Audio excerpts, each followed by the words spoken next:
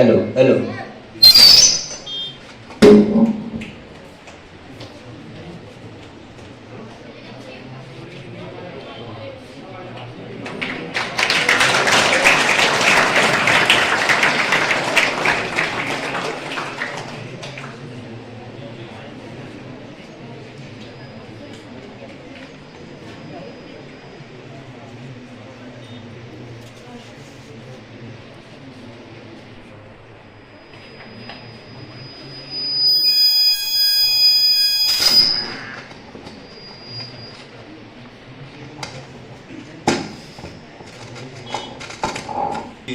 पखवाड़े के समापन समारोह के साथ ही एक चीज़ और भी, उनकी जो ये रामचरितमानस है वो हमारे अपने जीवन, कहते हैं ना, हमारा जो जीवन दर्शन है उसको बताती है।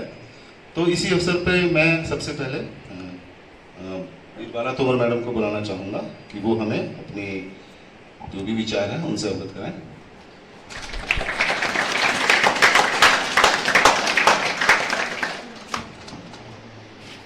धन्यवाद विनायक सर।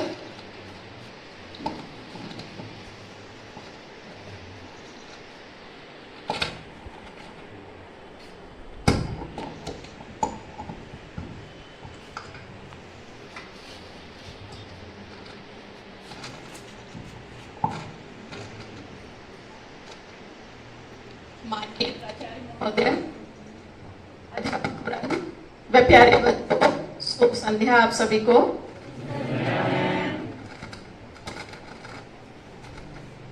आज की राजभाषा हिंदी दिवस के अवसर पर जवाहर नवोदय विद्यालय में आप सभी का हार्दिक स्वागत करते हुए मैं राजभाषा हिंदी के ऊपर अपने कुछ विचार प्रस्तुत करना चाहूंगी। और इससे पहले लेकिन तुलसी जयंती के विषय पर्व पर, क्योंकि राजभाषा हिंदी दिवस के अवसर पर तुलसी जयंती मनाई जाती है, तो उसके बारे में मैं कुछ बोलना चाहूंगी। भक्त शिरोमणि तुलसीदास जी का जन्म सन 1552 में बांदा जिले के राजापुर गांव में उत्तर प्रदेश में हुआ था। ये राम भक्ति शाखा के सर्वोपरि कवि माने जाते हैं। इनकी प्रमुख रचनाएं रामचरितमानस, विनय पत्रिका, कवितावली, दोहावली, गीतावली, रामाज्ञा प्रश्न, हनुमान बाहुक उनकी अंतिम कृति है। ये सब रचनाएं हैं उनकी। और उनका निधन सन 1623 और संवत 1680 को हुआ था। और इसी में एक दोहा उनके विषय में बोला जाता है अंतिम दिन के उपलक्ष्य में। संवत 1680 असी गंग के तीर, श्रावण शुक्ला सप्तमी, तुलसी तजो शरीर। तो सबसे पहले मैं इनकी वंदना में एक छोटे से कविता या स्वरचित, मतलब एक वंदना टाइप बोलना चाहूंगी। आनंद पूरित हर्षित मन है, तुलसी जी तुमको शत नमन है। तुलसी जी तुमको शत नमन है। ज्ञान की तुमने ज्योत जलाई सारे हिंदुस्तान में, भक्ति का है दीप जलाया हर मंदिर हर द्वार में। तेरी ज्ञान गागर को वंदन है, तुलसी जी तुमको शत नमन है। रामचरित सा ग्रंथ तुम्हारा देता हमें सीख है, मानवता की रीत सीखो यही सच्ची प्रीत है। तेरी प्रभु भक्ति को वंदन है, तुलसी जी तुमको शत नमन है। तो अभी हम आज की राजभाषा के पखवाड़े के अंतिम दिन के विषय में मैं बोलना चाहूंगी। हिंदी भाषा राष्ट्रभाषा है, गौरव हिंदुस्तान का। हिंदी भाषा राष्ट्रभाषा है, गौरव हिंदुस्तान का। 52 अक्षर में छिपा है सागर ज्ञान विज्ञान का। 52 अक्षर में छिपा है सागर ज्ञान विज्ञान का। किसी भी पूर्ण संप्रभुता संपन्न राष्ट्र के लिए 3 वस्तुएं बहुत अनिवार्य होती हैं, उसका राष्ट्रध्वज, राष्ट्रगान और राष्ट्रभाषा। भारत के पास उसका राष्ट्रध्वज और राष्ट्रगान तो है, मगर इतने विशाल देश की राजभाषा हिंदी को उसका उचित स्थान न मिल पाना बड़े दुर्भाग्य की बात है। किसी भी स्वतंत्र राष्ट्र के लिए उसकी राष्ट्रभाषा का प्रश्न बहुत महत्व का होता है, क्योंकि राष्ट्रभाषा ही समस्त राष्ट्र को एकता के सूत्र में बांधने वाली, उसकी सांस्कृतिक धरोहर को सहेजने वाली और देश की पहचान बताने वाली संजीवनी के समान होती है। जब कोई प्रादेशिक भाषा किसी राजनीतिक, सांस्कृतिक, ऐतिहासिक या साहित्यिक कारणों से पूरे देश में फैलकर विभिन्न प्रदेशवासियों के पारस्परिक व्यवहार का माध्यम बनती है, तो उसे राष्ट्रभाषा कहा जाता है। और ये काम हिंदी कर रही है। ये कश्मीर से लेकर कन्याकुमारी तक, उत्तर प्रदेश, मध्य प्रदेश, राजस्थान, छत्तीसगढ़, बिहार, झारखंड, उत्तराखंड, महाराष्ट्र, पंजाब, चंडीगढ़, अंडमान निकोबार आदि देश के बड़े भूभाग पर बोली और समझी जाती है। इसका साहित्य समृद्ध है, इसकी लिपि सरल और वैज्ञानिक है और दूसरी भाषाओं के शब्दों को अपने में आत्मसात करने की इसमें अद्भुत क्षमता भी है। यह देश की अन्य सभी भाषाओं से मिलकर बना बोलियों का कंठार है। इसकी जननी संस्कृत संसार की सबसे प्राचीनतम भारतीय भाषाओं में से एक है और भारोपीय परिवार की भाषा है। अंग्रेजी, जर्मन, रूसी और फारसी भी इसी परिवार की भाषाएं हैं। भाषा केवल व्यक्ति की नहीं बल्कि राष्ट्र की सबसे बड़ी पहचान होती है। हिंदी संतों की अनुभूति है, राष्ट्र का स्वर है। ये राजाओं की नहीं, जन जन की बोली है। यह महलों की भाषा नहीं, संतों की झोली का प्रसाद है और अमर कवियों की देन है। तुलसी सूर अमर है मरकर, मीरा भी जीवित है आज। तुलसी सूर अमर है मरकर, मीरा भी जीवित है आज। संत कबीर जायसी नानक, सदा रहेंगे सिर के ताज, सदा रहेंगे सिर के ताज। भारतीय सेना विभाग में हिंदी का बोलबाला है। भारत के व्यापारिक जहाजों में यही भाषा बोली जाती है। फिल्मी जगत में इसका वर्चस्व किसी से छुपा नहीं है। ये सिर्फ अपने देश की ही नहीं, फिजी, मॉरिशस जैसे दूसरे देशों की भी मुख्य भाषाओं में से एक है। किसी भी राष्ट्र के लिए राष्ट्रभाषा का महत्व सब विवादों से परे होता है, किंतु संसार में भारत ही एकमात्र ऐसा देश है जिसकी राष्ट्रभाषा का मुद्दा आजादी के 74 साल बाद भी विवादों के घेरे में है। काश हमारे संविधान ने 15 वर्षों का समय न देकर इसे कठोरता से जब ही लागू कर दिया होता तो शायद आज ये नौबत नहीं आती। आज हमारी राष्ट्रभाषा पखवाड़ों की भाषा, कार्यशालाओं की भाषा न बनकर राजभाषा के पद पर विराजमान होती और उसकी सभी सहायक भाषाएं भी अपने अपने क्षेत्रों में आजादी से फल फूल रही होती और राष्ट्र का गौरव बढ़ाती।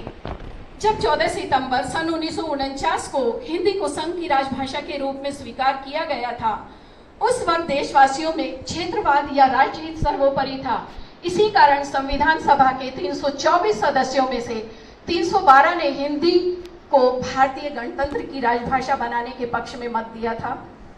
इन सदस्यों में प्रत्येक भाषा और बोली को बोलने वाले सदस्य थे, परंतु संविधान निर्माताओं की देश प्रेम की भावनाओं के अनुरूप आज भी हिंदी सरकारी कामकाज और न्यायालयों की भाषा नहीं बन सकी है। सारे संसार को ज्ञान का पाठ पढ़ाने वाले, दुनिया को सबसे प्राचीनतम ग्रंथ वेद पुराणों की रचना करने वाले, ज्ञान के क्षेत्र में जगत गुरु कहे जाने वाले देश को आज उसके अपने ही लोगों ने इतना पंगु बना दिया है कि उसकी अपनी अनेक समृद्ध भाषाएं होने के बावजूद उसके पास अपनी राष्ट्रभाषा तक नहीं है। इतिहास गवाह है कि भौतिक आक्रमणों से ज्यादा खतरनाक सांस्कृतिक आक्रमण रहे हैं। आज भी उसी रण कौशल का प्रयोग हो रहा है। वैश्वीकरण के इस दौर में प्रभावशाली राष्ट्र अपनी भाषा को दूसरे पर जबरन थोप रहे हैं। इस खतरे को चीन और जापान ने, यूरोप के कुछ देशों ने सही तरह से समझ लिया था। यही कारण है कि ये देश अपनी भाषा को किसी भी सूरत में छोड़ने को तैयार नहीं हुए। डॉलर की विश्वव्याप्त महत्वाकांक्षा को अपदस्थ करने के लिए यूरो को अपनाने वाले देश अंग्रेजी से परहेज कर रहे हैं। ज्ञातव्य है कि इराक पर हमले को लेकर फ्रांस और जर्मनी जैसी शक्तियां जब अमेरिका के समर्थन में आगे नहीं आई तो अमेरिका ने उनके माल का बहिष्कार करना शुरू कर दिया। फ्रांस ने इसकी प्रतिक्रिया स्वरूप अपनी भाषा से फ्रेंच के उन शब्दों को निकाल दिया जो अंग्रेजी से लिए गए थे। इन देशों ने अंग्रेजी को प्रगति का पर्याय न मानकर विश्व समुदाय के सामने एक अनुकरणीय आदर्श प्रस्तुत किया कि मातृभाषा में ही वह क्षमता है जो इन्हें ज्ञान, गौरव और स्वाभिमान प्रदान कर सकती है देशवासियों को। भाषा विहीन संस्कृति और संस्कृति विहीन भाषा का कोई मूल्य नहीं होता। अब भी सीखना चाहें तो सीखें चीन और जापान से कि वे अपनी भाषा और अपनी तकनीकी के बल पर कैसे तरक्की कर रहे हैं। अरब के एक शासक कमाल पाशा ने अपनी भाषा को एक ही दिन में कैसे राजभाषा घोषित कर दिया था, राजभाषा घोषित करके लागू कर दिया था, और आज वही अरबी भाषा संयुक्त राष्ट्र भाषा की छठी मान्यता प्राप्त विश्व भाषा बन चुकी है।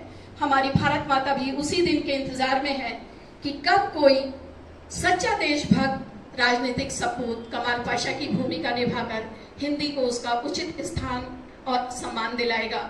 आज वक्त आ गया है कि हम दूसरे राष्ट्रों से सीख लें और आत्मनिर्भर बने।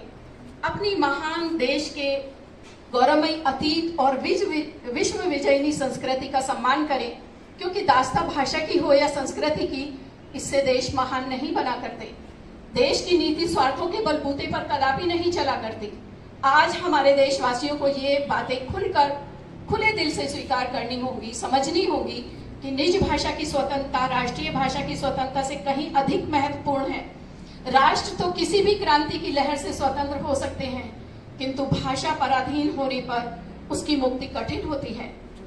इसके सबसे बड़े उदाहरण हम भारतीय ही हैं, जो इतने सालों बाद भी अपनी भाषाओं को अंग्रेजी दास्ता से मुक्त नहीं करा पाए हैं। आज हिंदी एक समर्थ भाषा है। आधुनिक तकनीकियों से यह अपना कदम ताल मिला रही है और कंप्यूटर के निष्कर्ष पर खरी सिद्ध हो रही है। इसमें भारतीय संस्कृति की वेगवती धारा बहती है, जो मानव दिलों को जोड़ने में समर्थ है। आज हर भारतवासी का कर्तव्य है कि वह निस्वार्थ भाव से अपनी राष्ट्रभाषा में काम करके अपना अमूल्य योगदान दे, क्योंकि राष्ट्रभाषा किसी व्यक्ति या प्रांत की संपत्ति नहीं, इस पर पूरे देश का समान अधिकार है। और हिंदी देश की एकता की ऐसी कड़ी है जिसे मजबूत करना प्रत्येक भारतीय नागरिक का कर्तव्य है। इसके लिए स्वाभाविक प्रेम की आवश्यकता है। चाहे पढ़ लो गीता, चाहे पढ़ लो बाइबिल और कुरान, बनो संत ज्ञानी पंडित और बनो मनुज महान। व्यर्थ सभी उपलब्धियां, निरर्थक ज्ञान मान सम्मान, नहीं है अगर हृदय में गुरु जनक जननी मातृभूमि के प्रति आदर और सम्मान। जननी जन्मभूमि जनवाणी के प्रति प्रेम अपने आप ही जगता है, ये किसी के कहने की जरूरत नहीं है। और ये प्रेम जगेगा तभी हिंदी संघ की मुख्य भाषाओं में से एक हो और हमारे महान लेखकों के स्वर्णिम स्वप्न साकार हो। अंत में मैं उन महान कवियों को, जिन्होंने मां भारती की कृपा से हिंदी और उसकी अन्य प्रांतीय भाषाओं में विश्व स्तर के अमूल्य ग्रंथ राष्ट्रीय धरोहर के रूप में देश को दिए हैं, उनकी पावन लेखनी को और उनको मेरा शत नमन है।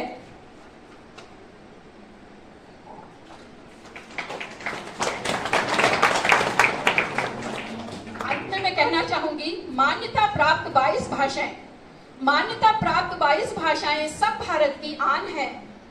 मध्यमणि जो इनके बीच विराजे हिंदी, मध्यमणि जो इनके बीच विराजे हिंदी, ये भारत की शान है, ये भारत की शान है।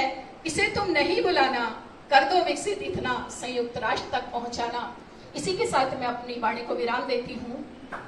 जय हिंदी, जय हिंदुस्तान।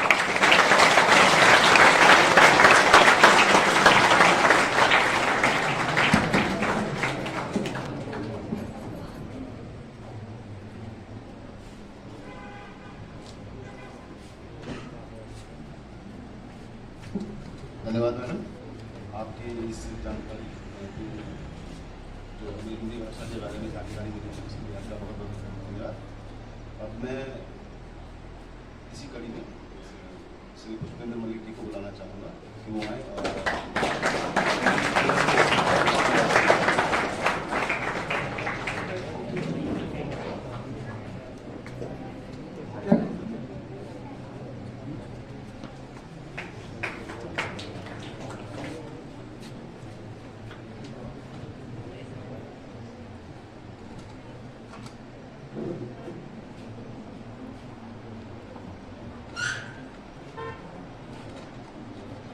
सभी को शुभ संध्या। आदरणीय प्राचार्य महोदय, मेरे सभी साथी, प्यारे बच्चों, सभी को हिंदी दिवस और तुलसी जयंती की बहुत बहुत शुभकामनाएं।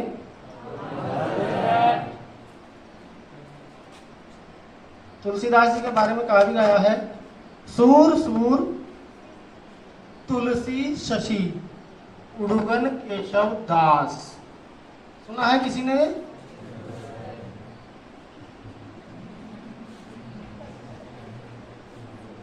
सूर सूर तुलसी शशि उड़ुगन केशव दास, अर्थात सूरदास हिंदी साहित्य में सूर्य के समान और तुलसीदास चंद्रमा के समान, जबकि केशव दास का नाम यहाँ पर उड़ुगन।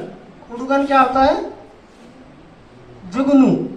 जुगनू बताया है क्योंकि उन्होंने पांडित्य प्रदर्शन भले ही किया हो, लेकिन वो हिंदी के हृदय तल को नहीं छू पाए।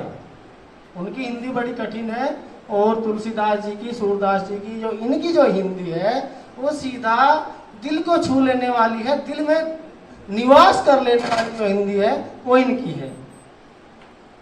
एक प्रसंग मुझे याद आ रहा है, मैंने पढ़ा था कहीं।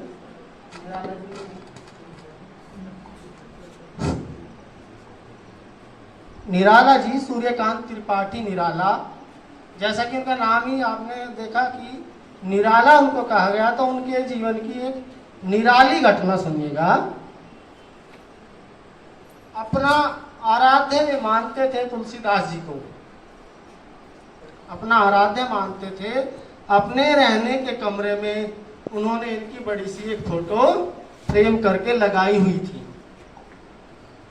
तो इनके कोई कवि साथी एक दिन जाते हैं, निराला जी बड़े गुस्से में होते हैं और चप्पल उतार के, चप्पल जूता जो भी, तुलसीदास जी को पीट रहे होते हैं। जूता निकाला और पीटना शुरू कर दिया और रोते जा रहे हैं। जूता निकाल के पीट रहे हैं और रोते भी जा रहे हैं। अब उन्होंने रोका, उन्होंने हाथ पकड़ लिया, रोका। बोले, अरे आपकी आराध्य है, आप पूजा करते हो इनकी और ऐसे पीटे जा रहे हो। बोले, मैं क्या करूं? अरे मैं जो जो अच्छा लिखना चाहता था वो सब पहले ही लिख के चले गए।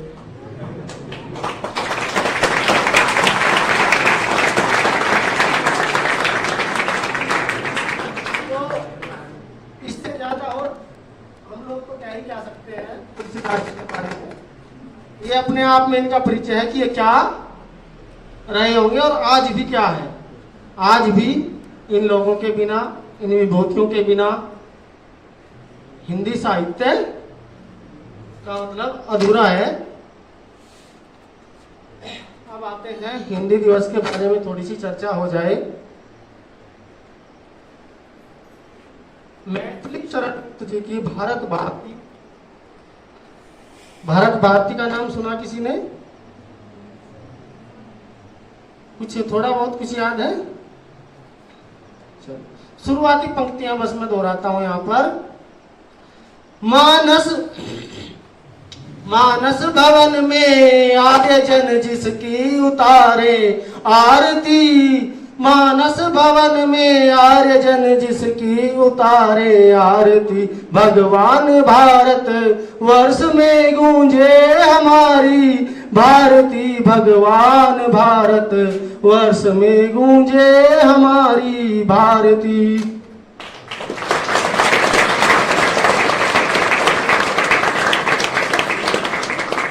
यहाँ पर भारती, भारती माँ, भारत माता के लिए प्रयोग होता है और यहाँ पर जो हुआ है वो माँ हिंदी के लिए भी भारती का यहाँ उन्होंने प्रयोग किया है कि ये जो भाषा है पूरे देश में गुंजायमान हो, सबको एक साथ जोड़ सके। क्योंकि ये दौर ऐसा था, सारा हमारा जो देश था ब्रिटिश शासन था और आजादी की चिंगारियां सुलग रही थी, जगह जगह आंदोलन भी हो रहे थे, लेकिन वहां पर कई दिक्कतें ये थी। एक तो भाषाई विविधता सबसे बड़ी दिक्कत थी। जो जैसे आप उत्तराखंड के लोग हो, आपकी भाषा कोई तमिल वाला न समझ पाए। एक तो संचार के साधन नहीं थे, दूसरा भाषाई विविधता होने के कारण भी जो संदेश थे, जो बातें थी, वो पूरे भारतवर्ष तक सब लोगों तक नहीं पहुंच पाती थी। तो यहाँ पर इसलिए इन्होंने ये वंदना की। और आपने देखा भी होगा बहुत सारा साहित्य है और भाषाओं में भी, ऐसा नहीं कि और भाषाओं में नहीं है। मैंने उड़िया साहित्य भी थोड़ा पढ़ा, तो बहुत अच्छा साहित्य है। स्वतंत्रता आंदोलन के दौरान का है गोपबंधु पंडा, गोपबंधु दास है, गोपबंधु दास एक बहुत बढ़िया वहाँ के कवि हुए हैं, राष्ट्रवादी कवि हुए हैं, स्वतंत्रता आंदोलन में भाग लिया, तो उनको भी मैंने पढ़ा। लेकिन कहीं ना कहीं गैप रहा कि हिंदी एक बड़े क्षेत्र को कवर तो करती थी, लेकिन पूरे को नहीं कर पाती थी। तो आगे अब देखते हैं बच्चों, हिंदी से चल के थोड़ा सा अपनी भाषा पर आते हैं। और हमारी सबकी भाषा हिंदी है ही, तो अपनी जो भाषा होती है उससे मीठी भाषा और उससे ज्यादा ताकतवर भाषा, उससे ज्यादा ताकतवर भाषा कोई नहीं होती, उससे मीठी कोई भाषा नहीं होती। जैसे किसी को कहना पड़े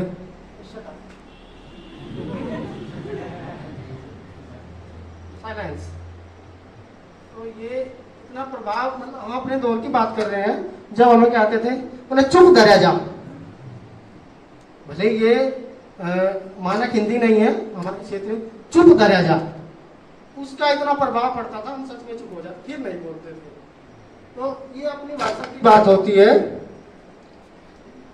और आजकल एक चीज आ रही है हिंदी में, अपनी भाषा में भी, हमारी जो क्षेत्रीय भाषाएं हैं उनमें भी, सभी में, कि विस्तार होता जा रहा है भाषाओं का। और सबसे ज्यादा जैसे सोशल मीडिया है, सोशल मीडिया में एक तो कि हम लोग जो इंग्लिश का इस्तेमाल करते हैं, अभी आज सुबह ही एक बच्चे का मेरे पास मैसेज आया, हिंदी दिवस की बहुत बहुत शुभकामनाएं सर। तो मैंने भी प्रत्युत्तर दिया, बेटा अंग्रेजी वाले हिंदी दिवस की बहुत बहुत शुभकामनाएं, अच्छा होता कि आप इसे देवनागरी में ही भेजते। उन्होंने उसने फिर से भेजा। तो हमें भी चाहिए भाई, सोशल मीडिया का दौर है, गूगल का दौर है, ये सब है, तो इंटरनेट पर ज्यादा से ज्यादा इस्तेमाल हिंदी का हो तो वो दिखाई देता है, वो इस्तेमाल दिखाई देता है। तो आप लोग भी, ज्यादातर बच्चे, हमारा सभी स्टाफ सोशल मीडिया का इस्तेमाल करते ही हैं, तो उस पर भी आप लोग प्रयास करें कि हिंदी का इस्तेमाल करें, बहुत फर्क पड़ेगा उससे बहुत फर्क पड़ता है। तो ये जो मिक्सिंग है ये ना हो, अच्छी हिंदी का इस्तेमाल हो। आजकल तो क्या हो गया, हिंदी जैसे धीरे धीरे परिनिष्ठित हिंदी से ये हिंदवी हुई, हिंदवी और हिंदुस्तानी जो हम आजकल इस्तेमाल कर रहे हैं वो हिंदवी ही है, परिनिष्ठित हिंदी ये हिंदी नहीं है। लेकिन इसे भी कम से कम जो हम इस्तेमाल कर रहे हैं इसको बचाए रखें और इसका संरक्षण करें और इसका प्रचार करें। प्रचार के लिए हमें कहने से प्रचार होता नहीं, नारों से भी नहीं होता, प्रचार हमेशा इस्तेमाल से होता है। आप किसी को हिंदी बोलने के लिए न कहिए, लिखने के लिए न कहिए, आप खुद उसका इस्तेमाल करें तो सामने वाला करता है। कोई भी भाषा हो, मैं उड़ीसा में गया, मुझे उड़िया बिल्कुल नहीं आती थी, मैंने उड़िया भी सीखी। मुझे आवश्यकता महसूस हुई कि इतनी उड़िया तो मुझे आनी चाहिए कि मैं बाजार जा सकूं, बैंक जा सकूं, जहां भी मुझे वहां लोकल का काम हो मैं अपने कार्य आराम से कर सकूं। मैंने सीखी।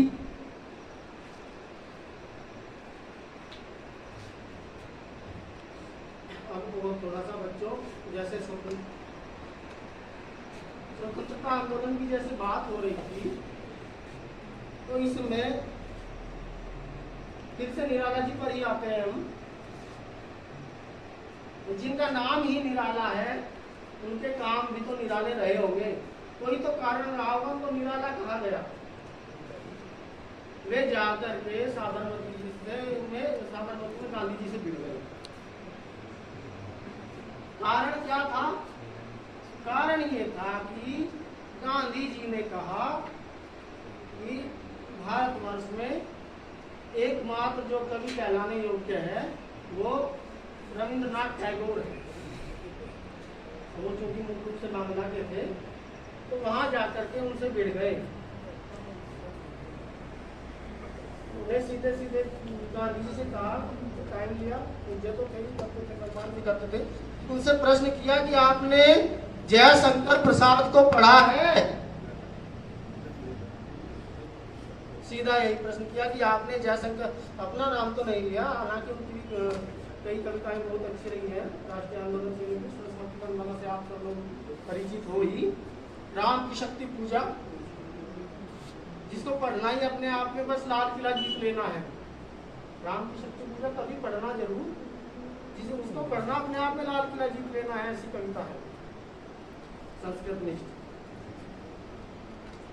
वहां पर जब जयशंकर प्रसाद के बारे में प्रश्न किया, और लेकिन गांधी जी ने कोई उसका संतोषजनक उत्तर नहीं दिया, और बस इतना कह दिया कि आप हमें उनकी प्रतियां भेज दीजिए। इस पर निराला जी ने फिर कहा, बोले प्रतियां तो मैं भेज दूंगा, लेकिन आपके पास कोई ऐसा है जो आपको पढ़ करके समझा सके?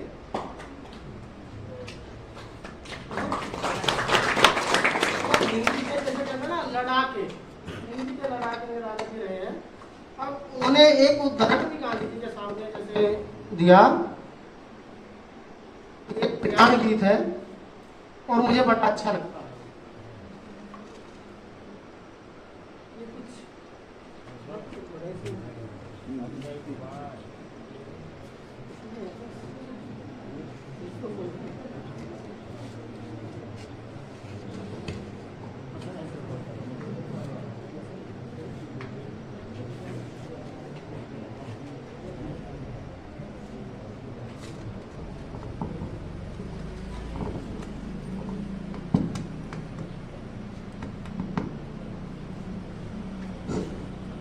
गीत आप लोगों ने पढ़े हैं, बचपन से भी पढ़ते आए हैं।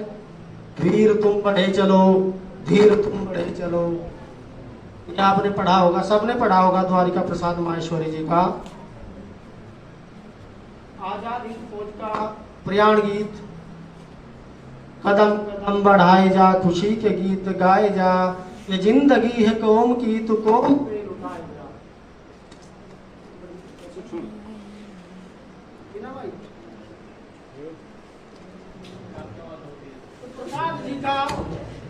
प्रसाद जी का जो प्रयाण गीत है, हिमाद्री तुंग श्रृंग से प्रबुद्ध शुद्ध भारती, स्वयं प्रभा समुज्ज्वला स्वतंत्रता पुकारती। अमृत कबीर पुत्र हो दृढ़ प्रतिज्ञ सोच लो, प्रशस्त पुण्य पंथ है बढ़े चलो बढ़े चलो। आप इसकी भाषा देखिए, ये वास्तव में परिनिष्ठित हिंदी है और जोश भरने वाली है। हिमाद्री तुंग श्रृंग से प्रबुद्ध शुद्ध भारती, स्वयं प्रभा समुज्ज्वला स्वतंत्रता पुकारती। अमृत कबीर पुत्र हो दृढ़ प्रतिज्ञ सोच लो, प्रवीर हो जयी बनो बढ़े चलो बढ़े चलो। असंख्य कीर्ति रश्मियां विकीर्ण दिव्य दासी, असंख्य कीर्ति रश्मियां विकीर्ण दिव्य दासी, बढ़े चलो रुको न शूर साहसी। अराति सैन्य सिंधु में, अराति सैन्य सिंधु में सुबाड़ बाग से जलो, प्रवीर हो जयी बनो बढ़े चलो बढ़े चलो। इतना देखो यहाँ पर क्या कहा, सैन्य सिंधु अराति, दुश्मनों का जब सिंधु के समान सेना है, जो विशाल सेना है, उसमें क्या करो, अग्नि के समान जो ये होती है ना समुद्र की जो सागर की आग, जिसको कहा जाता है परवाना, उसके समान जलो, मतलब कि उसको तहस नहस कर दो। इस तरह का जोश जगाने वाली ये चीजें थी। उसके बाद हमें आजादी भी मिली। आजादी मिलने के बाद भी आजादी अधूरी थी। बिना रक्षा की तैयारी की आजादी अधूरी ही होती है। बिना रक्षा की तैयारी की, क्योंकि हमने भी देखा है 1962 में, क्योंकि हमने अहिंसा का दामन भी थामा, हमने धर्मनिरपेक्षता का दामन भी थामा, और सबसे बड़ी बात जो हमने गुट निरपेक्षता का दामन थामा। कहीं ना कहीं गुट बनाना भी जरूरी होता है, तो गुट निरपेक्षता का दामन थामा, और हमें लगा कि हमें किसी से खतरा नहीं है भाई, किसी से हमें कोई खतरा नहीं है। उस खतरे को पहले तो हमें 48 में ही बता दिया था, लेकिन 1962 के युद्ध ने हमें पूरी तरह बता दिया। रामायण नहीं पढ़ी जाती, सीमा पर सोलों के आगे, धरती के घोर कुहासे को केवल सूरज हर सकता है, और एटम बम से रक्षा केवल एटम बम कर सकता है।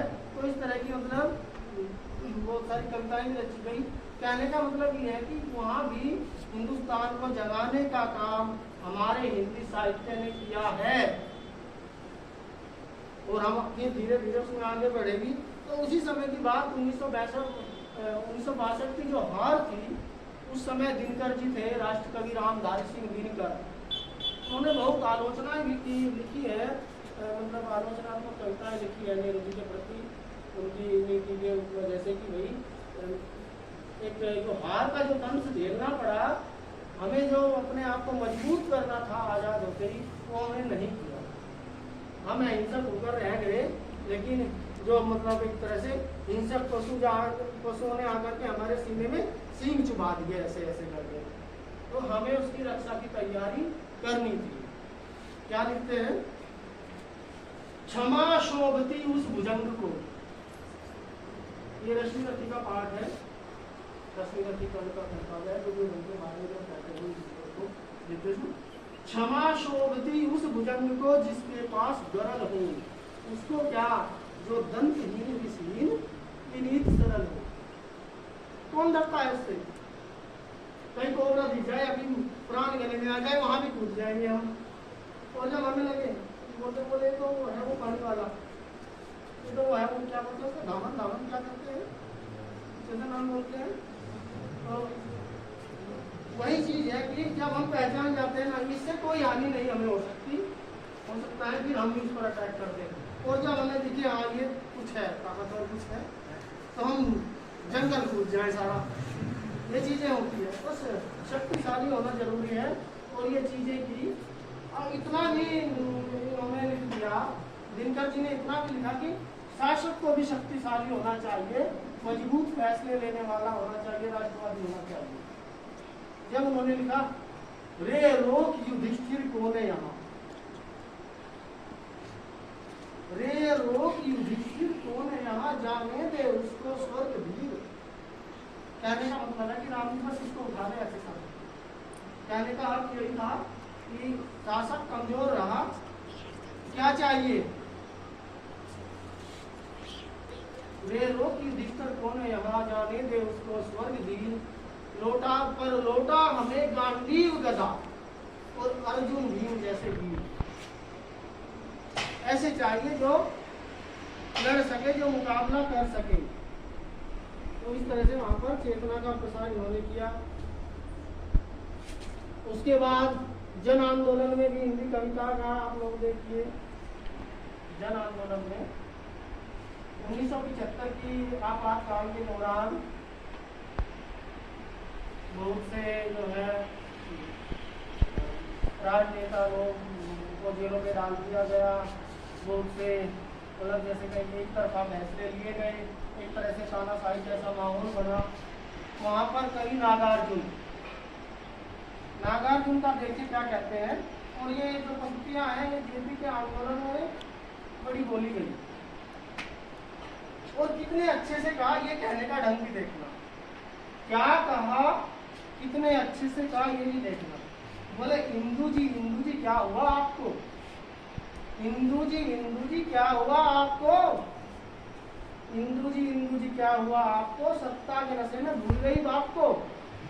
अर्थात वो जो लोकतंत्र हमने पाया था, और उसके जो पहले प्रहरी उसके उनके पिता ही थे पंडित जवाहरलाल नेहरू, उसको तुमने कुचलने का काम किया कि तुम जो है सब कुछ भूल गए। और शिष्टाचार देखिए कितनी अच्छी भाषा का इस्तेमाल किया, हिंदू जी बस उसको चेताया है, उनको चेताया है, बहुत ही सभ्य भाषा में चेताया है उम्मीद करते हैं कि आज की भाषा भी यही हो।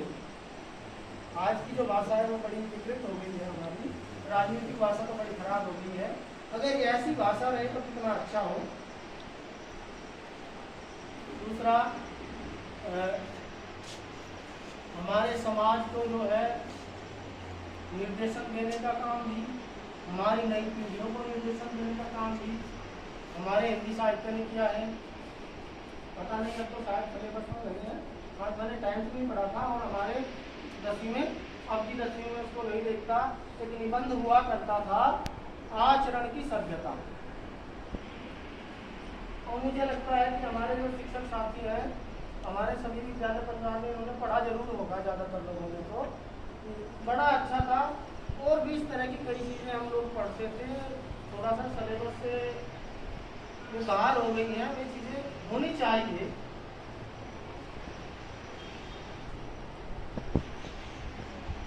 अब आज के समय भी देखो, आज की कविताओं की बात करते हैं, जो हिंदी कविता को एक कमाऊ बनाने वाला आज के दौर में कुमार विश्वास, ज्यादातर उन्होंने श्रृंगार की लिखी है, वीर रस की कुछ कविताएं लिखी है। तो उनकी एक कविता जो मैं लिखता हूँ, जो हमें भाई सांप्रदायिक सद्भाव तो सिखाती है, राष्ट्र के प्रति हमें मतलब हमारे अंदर भक्ति का भाव भी जागृत करती है। 2-4 लाइनें हैं ये। दौलत नाता करना मोला, दौलत नाता करना मोला, शोहरत नाता करना मोला, दौलत नाता करना मोला, शोहरत नाता करना मोला, बस इतना अता करना चाहे जन्नत नाता करना मोला, बस इतना अता करना चाहे जन्नत नाता करना मोला, शम्मा ए वतन की लो पर जब, शम्मा ए वतन की लो पर जब बलिदान पतंगा हो पर गंगा हो, हाथों में तिरंगा हो, होठों पर गंगा हो, हाथों में तिरंगा हो, होठों पर गंगा हो, हाथों में तिरंगा हो। तो इस तरह की कविताएं हैं।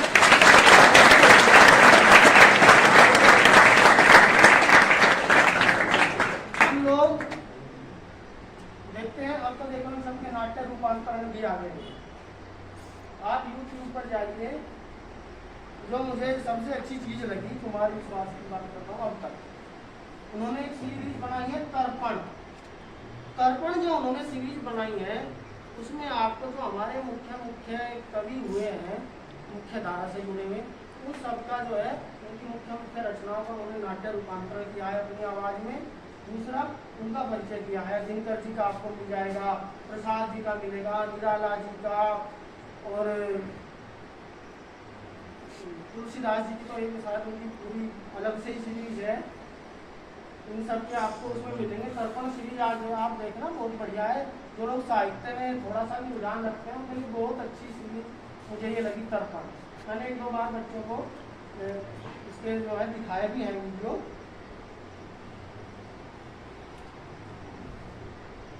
तो बच्चों, ये बातें तो हुई हिंदी की जो है हमारे समाज को जोड़ने की बात, हमारे पूरे राष्ट्र को जोड़ने की बात। दूसरी चीज एक और आती है, जो हमारी क्षेत्रीय भाषाएं हैं, उनका भी अपना महत्व है।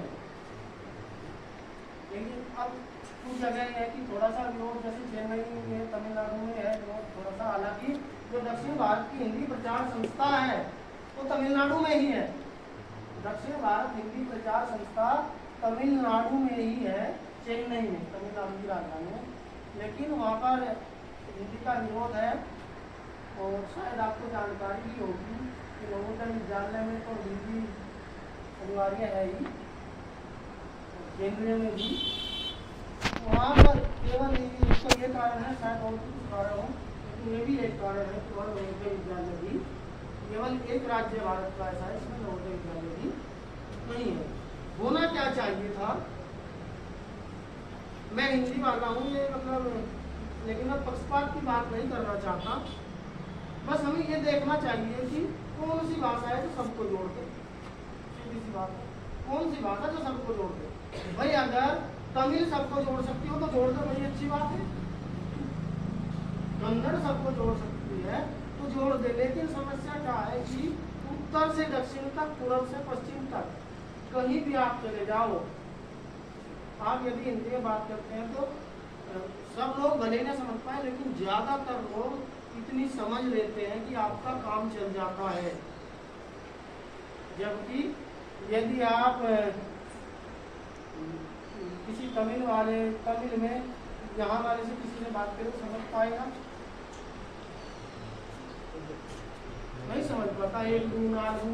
मैं ही जब ट्रेन में जा रहा था तो ट्रेन नंबर जब वो बोल रहे थे, हालांकि वो तो इंग्लिश में, लेकिन मैं कोशिश कर रहा था सुनने की कि ये गिनती मतलब कैसे है। एक बात तो मैंने रट भी ली, 10 तक मैंने रट भी लिया था और मैं फिर भूल गया।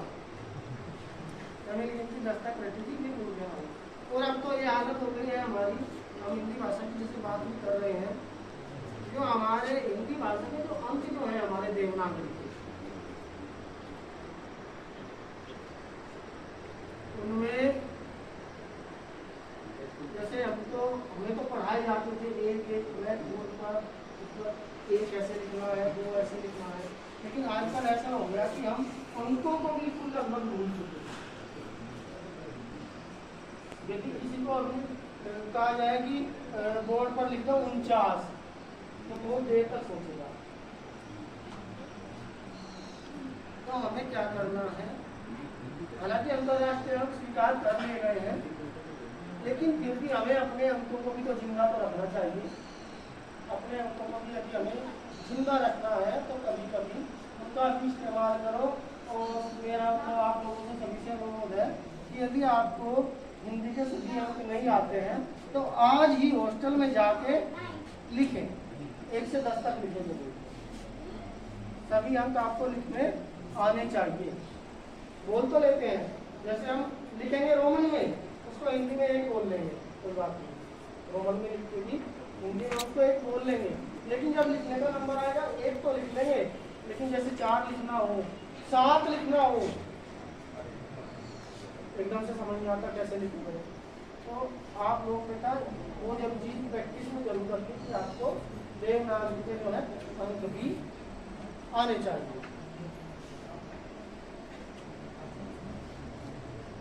तो जैसे राष्ट्रभाषा की यदि बात चल रही थी, तो राष्ट्रभाषा तो हो तो वही सकती है जो सबको जोड़े, जो सबको न जोड़ सके, सबको जो अलग अलग करे, वो राष्ट्रभाषा तो हो नहीं सकती। तो होना ये चाहिए था कि जो हिंदी जो है, हिंदी का क्षेत्र है जहाँ पर हिंदी प्रथम भाषा नहीं है, वहाँ की भाषा को मुख्य भाषा रखा जाए और द्वितीय भाषा कम से कम हिंदी हो। लेकिन होता क्या है कि हिंदी थर्ड लैंग्वेज, अच्छा होता है हिंदी थर्ड लैंग्वेज। बड़ी हीन भावना सी लगती थी जब मैं उड़ीसा में था कि हिंदी थर्ड लैंग्वेज। तो जब हमें यदि राष्ट्रभाषा वास्तव में हम बनाना चाहते हैं, हमें प्रयास करना चाहिए, तो होना यही चाहिए कि हिंदी हर राज्य में पढ़ाई जाए और उसकी क्षेत्रीय भाषा के बाद दूसरा नंबर हिंदी का हो।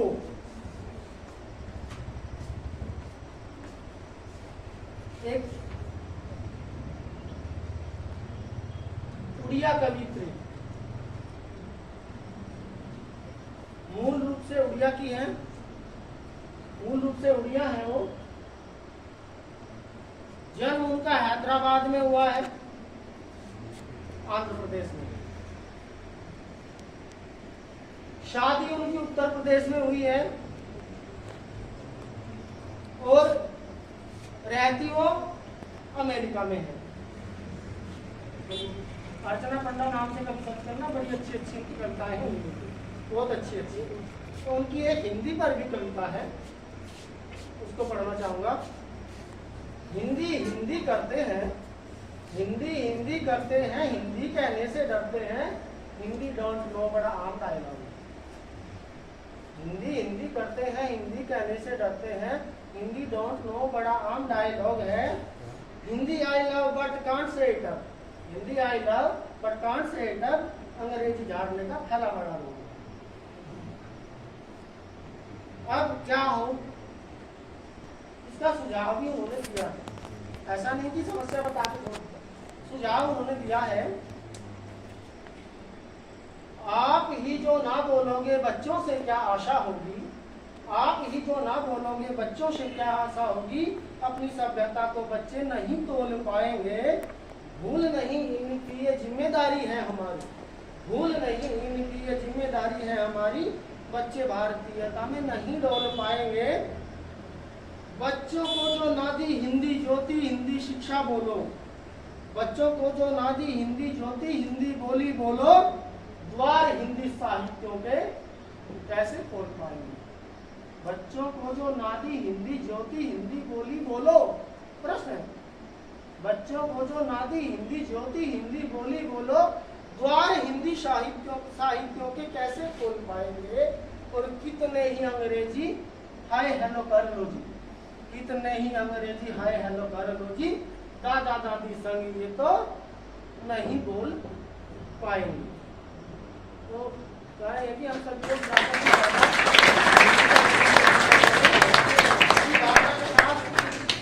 आप लोग प्रयास करेंगे और हिंदी को माँ का दर्जा देकर यदि प्रयास करने लगे आप लोग, तो आज नहीं तो कल हिंदी राष्ट्रभाषा घोषित होगी। जय हिंदी, जय हिंदुस्तान।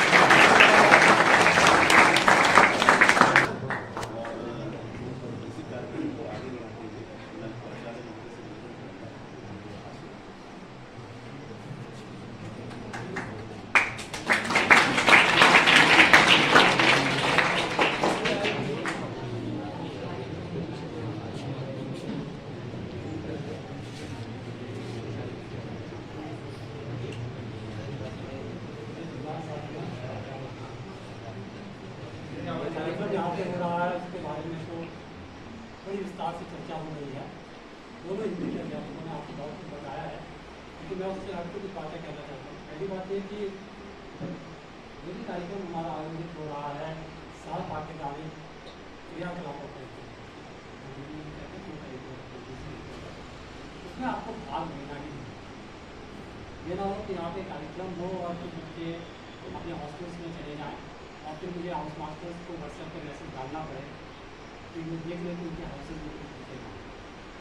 पहली बात ये सारों से मैं कहूँगा क्योंकि आप बहुमूल्य हैं, अपने माता पिता, अपने समाज, अपने परिवार, अपने गाँव, अपने मोहल्ले के आप प्रीसियस हैं, क्योंकि ये बहुमूल्य हैं और बहुत उम्मीदों से उन्होंने आपको यहाँ पे भेजा है। और ये जिम्मेदारियाँ हमको दी गई हैं कि आप पूरे 6 वर्ष या लेटर एडमिशन में आए हैं तो 4 वर्ष इतने समय भी यहाँ पे रहें, सुरक्षित होके जाएं और सही मायनों में शिक्षित हों। और इसकी वजह से जिस कार्यक्रम का आयोजन विद्यालय में हो रहा है, चाहे वो आपके से संबंधित हो, चाहे वो आपके भोजन से संबंधित हो या आपकी औपचारिक शिक्षा से संबंधित हो, आपकी कक्षाओं से संबंधित हो, आप सभी का उसमें उपस्थित रहना आवश्यक है। अगली बार से आप ये मानते हैं कार्यक्रम किसी भी तरह का हो, आपको यहाँ से जाना नहीं, सबको यहाँ पे रहना है। इसलिए रहना है क्योंकि ये आपकी सुरक्षा का सीधी सी बात। दूसरी बात है कि जब हम कार्यक्रमों का आयोजन करते हैं तो आप देखते हैं कि हमारा हिंदी पखवाड़ा भी मनाया जाना है, शिक्षा पखवाड़ा भी है और तुलसी जयंती भी आप मनाई जा रही है। तो क्यों इनको मनाया जा रहा है और क्यों इनको हम विद्यार्थियों के लिए या स्कूलों में इनको मनाते हैं, एक सीधी सी बात हो सकती है जो एक लेमैन के लिए है, बहुत कम जानकारी वाले व्यक्ति के लिए है कि उसको हमें सूचनाएं देनी है। क्या सूचनाएं देनी है कि 1 से 15 सितंबर तक हिंदी पखवाड़ा भी मनाया जाएगा, स्वच्छता पखवाड़ा भी मनाया जाएगा और ये आपका सामान्य ज्ञान का प्रश्न हो जाएगा आपके नॉलेज के लिए। थोड़ा और अगर आप अपने स्तर को बढ़ाएंगे तो आप ये जानेंगे कि भाई ये पखवाड़ा मनाए जाने की आवश्यकता क्या है। आवश्यकता आपको दोनों हिंदी अध्यापकों ने बताई है कि क्यों हमें हिंदी पखवाड़ा मनाना है या कार्यक्रम नहीं हो पाया तो किस वजह से हमें स्वच्छता पखवाड़ा मनाना है। ये दूसरा स्तर है जब आप इन कार्यक्रमों को मनाए जाने की महत्वता को समझेंगे। पहला तो ये होगा कि आपको सामान्य जानकारी होगी, हाँ 1 से 15 सितंबर तक कोई कार्यक्रम हमारा होना है, वो सामान्य जानकारी। दूसरा, इस काम से ये इस कारण से ये आयोजन हो रहा है। अगर आपको इस चीज़ के बारे में ज्ञान हो जाता है तो वो आपका दूसरा स्तर हो गया। तीसरा स्तर जो सबसे महत्वपूर्ण है, जो मुझे दिखाई नहीं दिया, वो है इस तरह के कार्यक्रमों में आपका प्रतिभाग, आपका पार्टिसिपेशन, कि आप भी यहाँ पर आए और कुछ बोले। हो सकता है कि आपके पास उतनी जानकारियाँ ना हो जितनी आपके अध्यापकों के पास है, वो सही बात है, आपके पास नहीं है।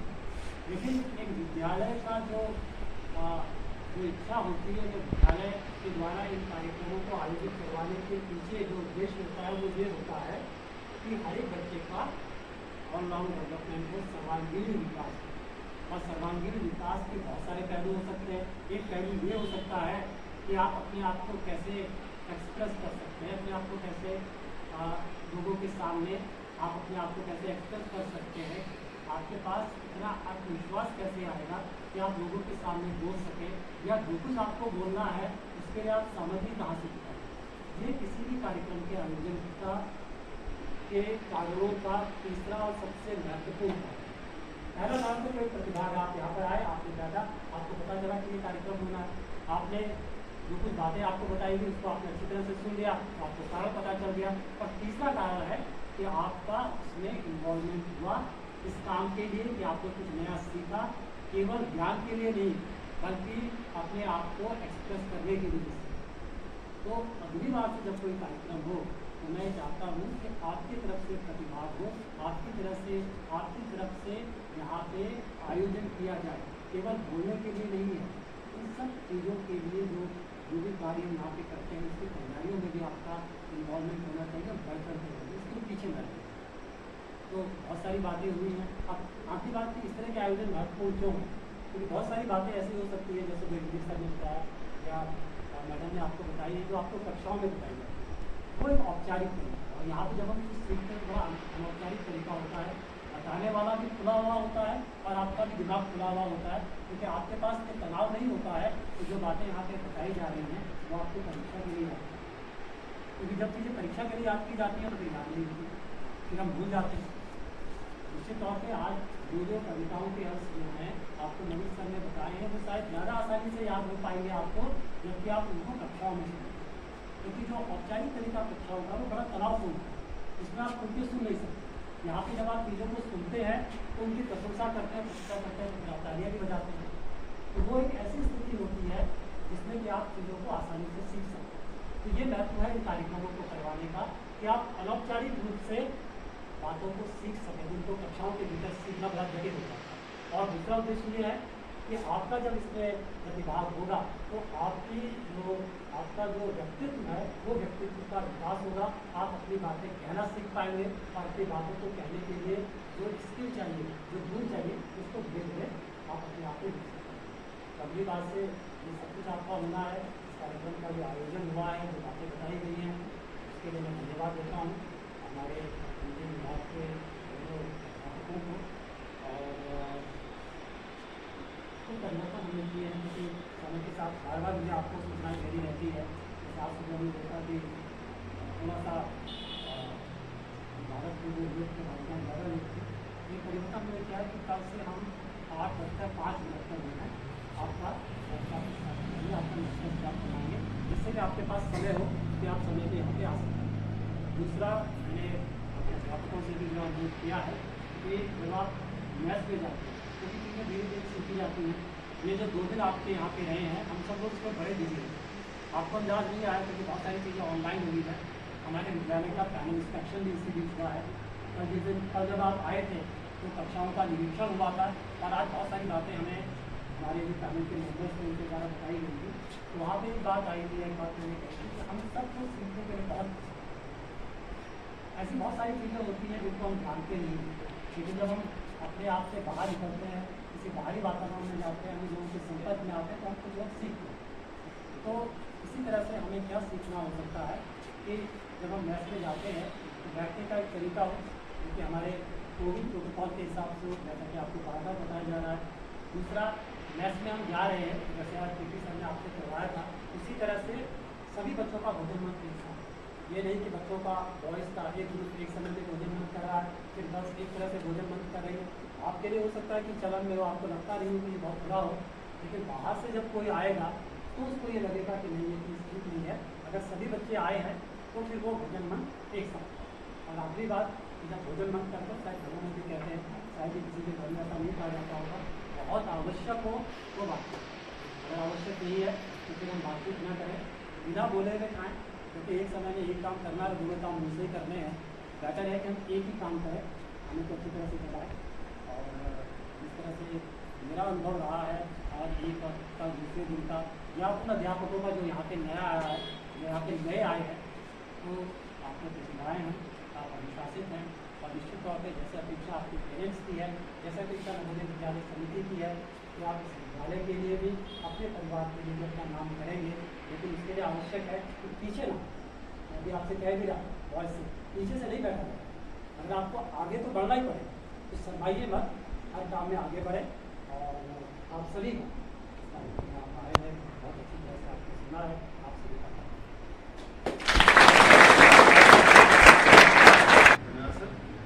अब मैं पुष्पेंद्र मलिक सर को बुलाना चाहूँगा कि इसके लिए कुछ ऑनलाइन प्रतियोगिताएं आप लोगों की आयोजित की होगी, यदि पकवाड़ा कर सकता तो वो उसके परिणाम हो सकते हैं।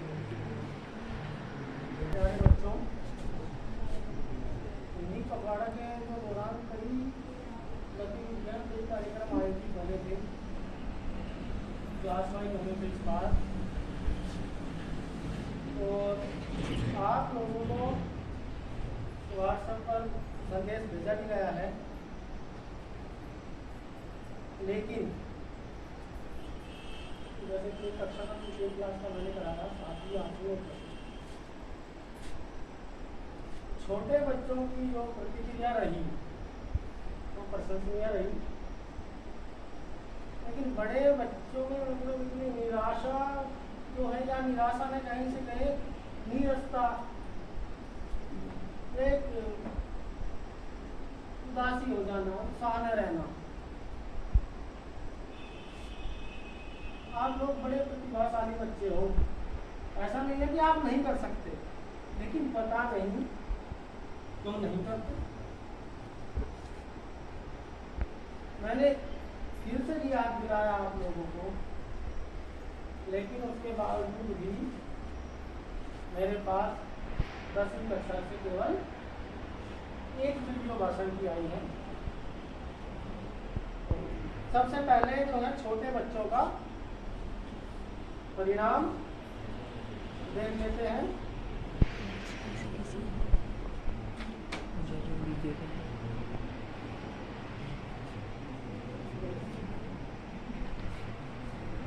सातवीं कक्षा में कराया गया था नारा लेखन, और लेखन के साथ साथ उसका प्रस्तुतिकरण।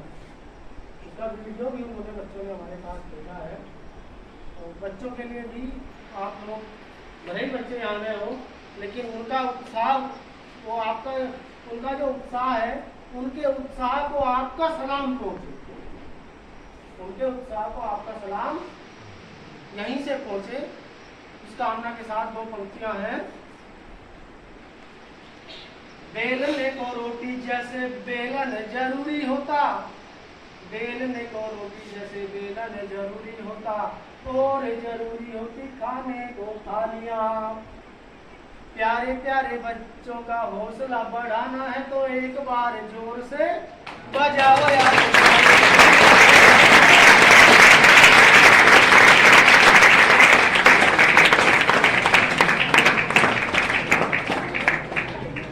तो बच्चों 7वीं क्लास में, 7वीं कक्षा में नारा लेखन में तृतीय स्थान प्राप्त किया है अक्षिता बिष्ट ने।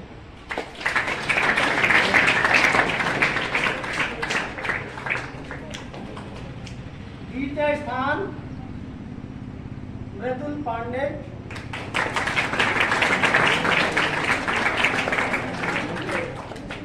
और प्रथम के लिए वैसे तो सभी बच्चे अगर यहाँ पर होते तो आप लोगों से भी पूछ लिया जाता, लेकिन चूंकि आप लोग तो अभी एक दूसरे को जानते ही नहीं हैं, तो प्रथम स्थान है यशविनी रावत।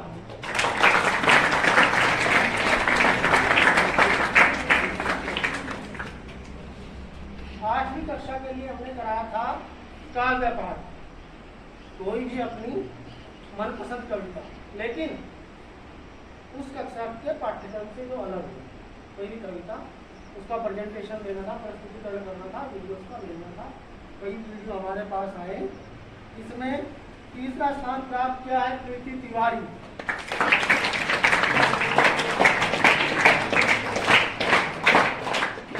और दूसरा स्थान प्राप्त किया है दिगांश पोखरिया।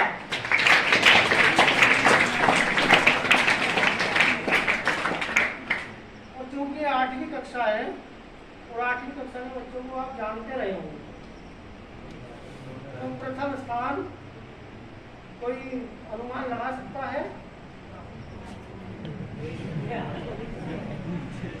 शायद हमारे कविता पाठक। कविता पाठक।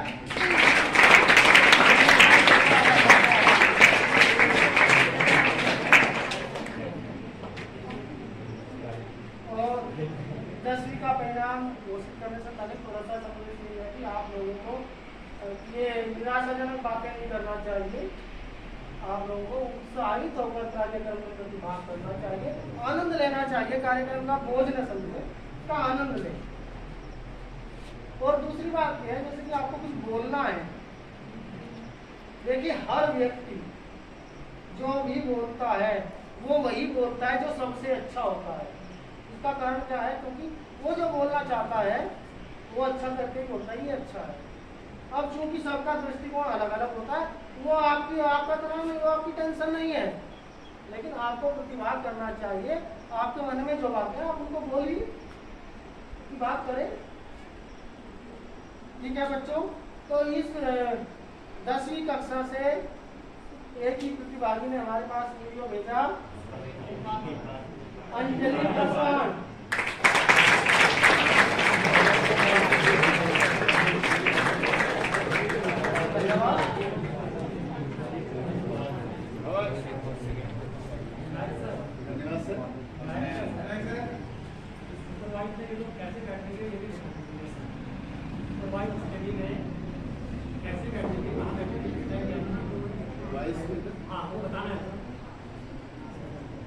आप लोगों को शाम को सुपरवाइज स्टडी होगी, तो गर्ल्स तो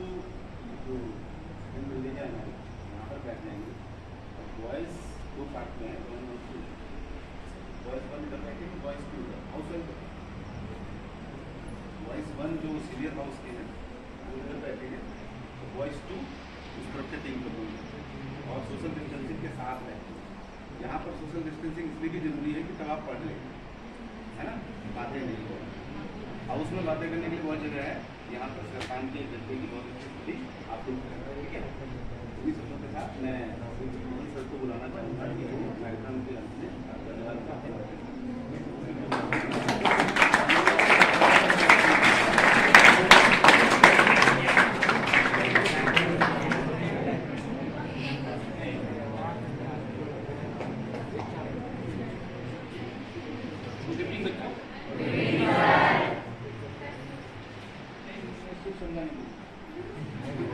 मैं इसलिए नहीं बोल रहा हूँ, हम ये कहते हैं कि ये उसका शब्द है, ये हमारा शब्द है। आप पेन को क्या कहते हैं? कलम भी हमारा नहीं है। अगर आप बोलो वास्तव में जो शब्द है वो लेखनी है, लेकिन हम ये नहीं कहते कि ये लेखनी है क्योंकि ये मतलब संस्कृत से लिया गया है, तो ये हमारे ऐसा नहीं। आपको समावेशी होना आवश्यक। अगर भाषा का को आप मतलब सुग्राही बनाना चाहते हैं, जिसको सब सीखें, जिस भाषा में सब बोलें, उसके लिए एक तो आप दूसरे के शब्दों को, अगर आप दूसरे से प्रयोग करेंगे तो वो भी हमसे प्रयोग करेंगे। हम तमिल के शब्दों को प्रयोग नहीं करेंगे, हम तेलुगु के शब्दों को प्रयोग न करें, वो भी कहेंगे कि हम भी नहीं करते जाओ। सबसे पहली बात ये है, हाँ, उसमें समावेशी होना जरूरी है। और जो भाषा है वो मुख्य रूप से उसका जो मेन उद्देश्य है वो संचार होगा, संचार का साधन है। और संचार का साधन है वो तो मतलब उसको ऐसा होना चाहिए जिसको सब समझ सके। कि मैं ऐसी भाषा बोलूँ कि कोई ना समझे तो उस भाषा का क्या प्रयोग। इसलिए कार्यक्रम बहुत लंबा हो गया है और मैं यहाँ पे सर्वप्रथम तो मैं जो आपका हिंदी विभाग है उसके जो सदस्य हैं उसके अध्यक्ष साहब और ये मलिक साहब, इन्होंने बहुत अच्छा बोला, आपने सुना, तो फिर इनको धन्यवाद और सुनने वालों को भी ज़्यादा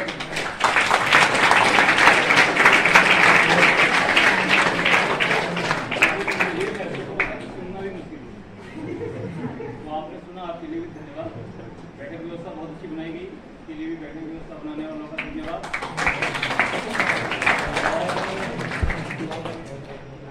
ये जो ठीक है, जो आपके हिंदी विभाग के एक क्या है कुमार मैडम ने हिंदी के विकास के लिए जो योगदान दिए उसके लिए उनका